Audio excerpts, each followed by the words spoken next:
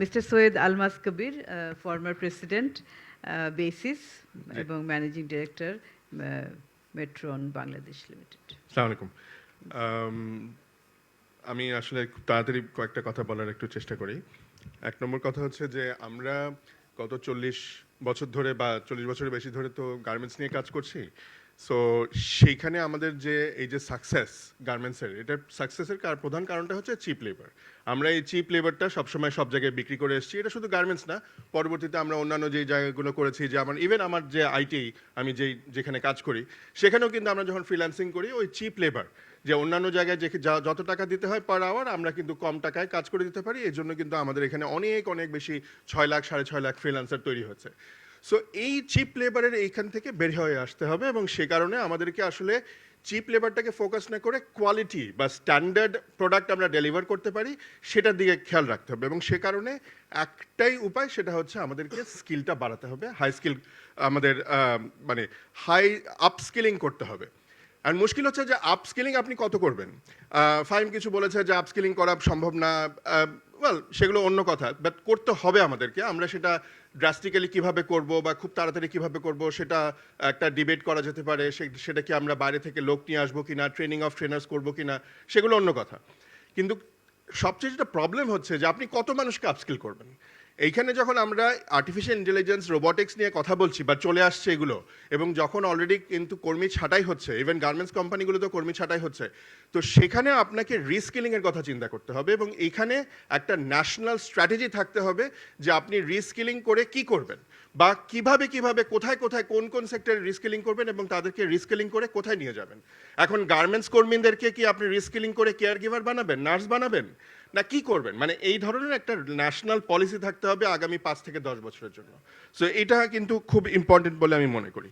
2 নম্বর ইয়ে হচ্ছে যে এই রিলেটেড, সেটা হচ্ছে যে আপনি যখন আমরা যখন হাই ভ্যালু কাজের কথা চিন্তা করছি, মানে আমরা আপস্কিল করব, তারপরে হাই ভ্যালু কাজ করব, সেই সব মানে করার জন্য কিন্তু আমাদের নিজস্ব আইপি তৈরি করতে হবে, আমাদের নিজস্ব মেধাস্বত্ব তৈরি করতে হবে, যেটা আমরা এত বছরও তৈরি করতে পারিনি। আমরা কিন্তু গার্মেন্টসে এখনও আরেকজনের জন্য কাপড় সেলাই করে যাচ্ছি, নিজস্ব ব্র্যান্ড তৈরি করতে পারিনি আমরা। সো লেদার সেক্টরে আমরা কাজ করছি, নিজস্ব ব্র্যান্ড আমরা তৈরি করতে পারিনি। সো এইটার জন্য তো R&D করতে হবে। সো R&Dর জন্য আমার মনে হয় সরকারকে খুব বেশি সিরিয়াস হওয়া দরকার, এবং এইখানে ইউনিভার্সিটি একাডেমিয়ার যে ইন্ডাস্ট্রি একাডেমিয়ার যে গ্যাপটা, সেটা কমিয়ে নিয়ে এসে কোম্পানিগুলোকে এনকারেজ করতে হবে, ইনসেন্টিভাইজ করতে হবে। যে একটা উদাহরণ হচ্ছে যে আপনি যত টাকা R&Dতে খরচ করবেন, আপনার সেটার উপর একটা ট্যাক্স রিবেট পাবেন, এবং এমনও হতে পারে যে সরকার একটা ম্যাচিং গ্র্যান্ট দিবে। সো এই ধরনের একটা যদি আপনার R&Dতে যদি আমরা ফোকাস করতে না পারি, এবং স্পেশালি এটা এলডিসি গ্র্যাজুয়েশনের পরে আমাদের তো এটা লাগবেই, কারণ তখন আমাদের যে সুযোগ সুবিধাগুলো আমরা হারাবো, তখন আমাদের নিজস্ব যদি ব্র্যান্ড থাকতো, আইপি থাকতো, ইন্টেলেকচুয়াল প্রপার্টি থাকতো, তাহলে কিন্তু আমরা প্রাইসটা অনেকটা সময় ডিকটেট করতে পারতাম। সো সেই জন্য আমাদের এদিকে মানে ফোকাস করতেই হবে।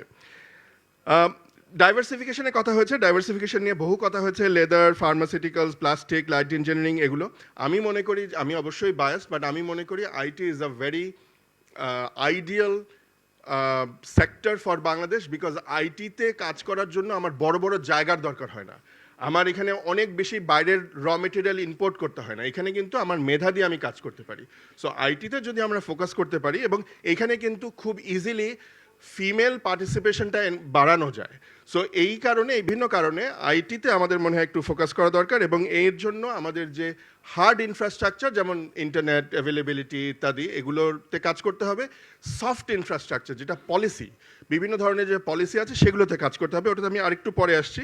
আরেকটা কথা হচ্ছে যে ডিজিটালাইজেশন নিয়ে অনেকেই বলেছেন, ডিজিটালাইজেশন করতে হবে, আমাদের অ্যাডভাইজার মহোদয় বলেছেন ডিজিটালাইজেশন দরকার।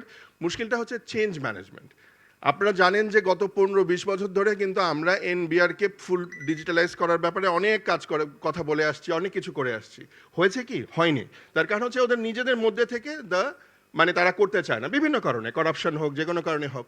এই চেঞ্জ ম্যানেজমেন্টটা কিভাবে করা যায়, আমার মনে হয় সেদিকে একটু খেয়াল রাখা দরকার। এবং ডিজিটালাইজেশন করার জন্য প্রত্যেকটা আলাদা আলাদা মিনিস্ট্রি বা এজেন্সির জন্য আলাদা আলাদা বাজেট থাকা দরকার, এবং সেই বাজেট শুধুমাত্র হার্ডওয়্যার কেনার জন্য না, সেগুলো সফটওয়্যার এবং সার্ভিসের জন্য আলাদা বাজেট থাকা দরকার। আরেকটা কথা মনে রাখা দরকার, আবারও আমি এনবিআর এর উদাহরণ দিয়ে বলছি, এই যে ভ্যাট অনলাইন সিস্টেম আমরা ভিয়েতনামের একটা কোম্পানিকে দিয়ে করিয়েছি এবং সেটা এখনো সাকসেসফুল মানে 100% হয়নি। এই ধরনের কাজ আমরা কেন করাই আমি জানি না। এরকম সেন্সিটিভ ডেটা আমরা একটা বিদেশি কোম্পানির হাতে দিয়ে দেই এবং স্পেশালি ভিয়েতনাম যারা আমাদের বিশ্ববাজারে আমাদের প্রতিযোগী, তাদের কাছে আমাদের সমস্ত বিজনেসের সমস্ত ডেটা তাদের কাছে রয়েছে। এই ধরনের কাজ আমরা কীভাবে করি? সো এইসব ধরনের ক্ষেত্রে আমরা বিদেশিদের অবশ্যই ডাকবো, আমরা তাদেরকে নিয়ে তাদের কাছ থেকে আমরা নলেজ ট্রান্সফার করব, স্কিল ট্রান্সফার করব, কিন্তু লোকাল ভ্যালু অ্যাডিশন যাতে ম্যান্ডেটরি করা হয়। আমি তো বলবো যে 60% লোকাল ভ্যালু অ্যাডিশন হওয়া দরকার। সো এই লোকাল ভ্যালু অ্যাডিশন ছাড়া আমাদের এই ধরনের কোনো কাজ করা উচিত না, এবং স্পেশালি সরকারি কাজ তো নাই। এফডিআই আমাদের দরকার, এফডিআই আমাদের খুব জরুরি, কোনো সন্দেহ নাই। একটা জিনিস মনে রাখতে হবে, এখানে অমৃত কিছুক্ষণ আগে বলল যে এফডিআই হলে কিন্তু ইনভেস্টমেন্ট আসছে, টাকা আসছে, সেটা শুধু না, নলেজ ট্রান্সফারও হচ্ছে, স্কিল ট্রান্সফারও হচ্ছে, ওইটা কিন্তু খেয়াল রাখতে হবে। এটা কিন্তু ভেরি ভেরি ইম্পর্টেন্ট। এবং এই কারণে কিন্তু আমাদের বিভিন্ন ধরনের যে পলিসি আছে, ধরেন যে venture capital VC policy is very bad আমাদের দেশে, যে কারণে আমাদের স্টার্ট আপ ইকোসিস্টেমটা ঠিকমতো তৈরি হচ্ছে না। সো আমাদের বাংলাদেশে ভিসিরা বা ইভেন এনআরবিরা অনেকে ইনভেস্ট করতে চায়, কিন্তু তারা বিভিন্ন কারণে করে না এই ধরনের পলিসির অভাবে। এইগুলোকে আমাদের খেয়াল রাখতে হবে।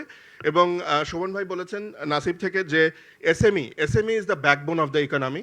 সো এই ইনভেস্টমেন্টগুলোকে কিভাবে চ্যানেল করা যায় টু দ্য এসএমইস, সেটা আমাদেরকে একটু মাথায় রাখা দরকার। এবং কিভাবে তাদেরকে ডিজিটাল মার্কেট অ্যাক্সেস দেয়, ডিজিটাল কমার্সের মাধ্যমে হতে পারে ইত্যাদি। সো এই জিনিসটা খুব ইম্পর্টেন্ট। শুধু ইনভেস্টমেন্ট না, তাদেরকে আমরা কিভাবে, এখানে অ্যাডভাইজার মহোদয় বলেছিলেন যে এগ্রিকালচার যারা আছেন তারা কিভাবে সুপার স্টোরের সাথে সরাসরি একটা ইন্টারফেস করা যায় কিনা। সো এই ধরনের ডিজিটাল কমার্সের মাধ্যমে কিভাবে এটা করা যেতে পারে সেটা ইম্পর্টেন্ট। গ্রিন টেককে ইনসেন্টিভাইজ করতে হবে, কোনো সন্দেহ নাই। কিন্তু সোলার নিয়ে আমরা সবসময় কথা বলে আসছি, আমরা উইন্ড পাওয়ার নিয়ে কথা বলে আসছি। নতুন নতুন টেকনোলজি নিয়ে চিন্তা করা দরকার। এখন নতুন নতুন টেকনোলজি হয়েছে। আপনারা আমাদের যে নদীর যে ওয়েভস আছে বা সমুদ্রের যে কোস্টাল এরিয়ার যে ওয়েভস, এই ওয়েভস দিয়ে কিন্তু আপনার হাইড্রো পাওয়ার তৈরি করা যায় এবং এগুলো খুব সস্তায় করা যায়। সো এইগুলো দিয়ে কিন্তু একটা বাড়ি, একটা মহল্লা, একটা পাড়া, এগুলো কিন্তু খুব ভালোভাবে ইলেকট্রিফিকেশন করা যায়। সো এই জিনিসগুলো আমাদেরকে নতুন ধরনের গ্রিন এনার্জি নিয়ে চিন্তা করা দরকার। একটা কথা খুব বলি, এটা আমাদের উপদেষ্টার মধ্যে থাকলে ভালো হতো, আগামী যে বাজেট যেটা আসছে সেই বাজেটে একটা জিনিস করা যায় কিনা। আমাদের দেশে, আগেন আমি একটু আইটিতে চলে আসছি, আমাদের দেশে অনেক আইটি কোম্পানি বড় বড় কাজ করে ফেলেছে। আপনি ধরেন যে আমাদের এনআইডি, আমাদের ড্রাইভিং লাইসেন্স, আমাদের ইজিপির মতো একটা বড় সিস্টেম, এই ধরনের বেশ আমি অনেক বড় বড় উদাহরণ দিতে পারবো। হজ ম্যানেজমেন্ট সিস্টেম, এই ধরনের বড় বড় জিনিস কিন্তু অন্যান্য অনুন্নত দেশে কিন্তু প্রয়োজন আছে, অনেক আফ্রিকান দেশে প্রয়োজন আছে। আমরা এই কোম্পানিগুলো কিন্তু সেখানে এই জিনিসগুলো ইমপ্লিমেন্ট করতে পারে। ওয়াই নট G2G যদি এগ্রিমেন্ট হয় ওই দেশের সাথে, এবং বাংলাদেশ গভর্নমেন্ট বলে যে আমরা একটা গ্রান্ট দিব তোমাদেরকে বা লোন দিব হোয়াটএভার, কিন্তু শর্ত হচ্ছে যে বাংলাদেশি কোম্পানিকে দিয়ে তোমাদের এই কাজটা করিয়ে নিতে হবে। সো এই জিনিসটাকে টেকনিক্যাল অ্যাসিস্ট্যান্স বলে, আপনারা জানেন। সো এই G2G টেকনিক্যাল অ্যাসিস্ট্যান্সের জন্য যদি একটা ফান্ড তৈরি করা যায়, সে মেবি 500 কোটি টাকা একটা এক্সপেরিমেন্টাল করা যায়, সেই ফান্ড দিয়ে যদি এই ধরনের ওই বিদেশে কাজগুলো করা যায় বা লোকাল কোম্পানিগুলোকে দিয়ে, বিকজ টাকাটা তো আবার দেশেই ফেরত আসছে, তাহলে কিন্তু একটা বাংলাদেশের একটা পৃথিবীতে একটা বড় ইন্টারন্যাশনাল এক্সপোজার হবে। Last but not the least, যেটা আমি বলছি বারবার, ডিজিটালাইজেশন আমাদের করতে হবে, কোনো সন্দেহ নাই। এর জন্য 3টা কাজ খুব জরুরি, 3টা না অ্যাকচুয়ালি আরও অনেকগুলো, বাট 3টা সবচেয়ে বেশি ইম্পর্টেন্ট। ইন্টারঅপারেবিলিটি কথা বলেছেন অ্যাডভাইজার মহোদয়, এটা ইমিডিয়েটলি করা দরকার। এবং এটা করার জন্য সবচেয়ে যেটা জরুরি সেটা হচ্ছে একটা ন্যাশনাল ডিজিটাল আর্কিটেকচার করা দরকার। ন্যাশনাল ডিজিটাল আর্কিটেকচার ছাড়া সব স্পোরাডিক্যালি হবে, সাইলোভাবে হবে, সেই জন্য এটা মানে যেটা হচ্ছে অলরেডি।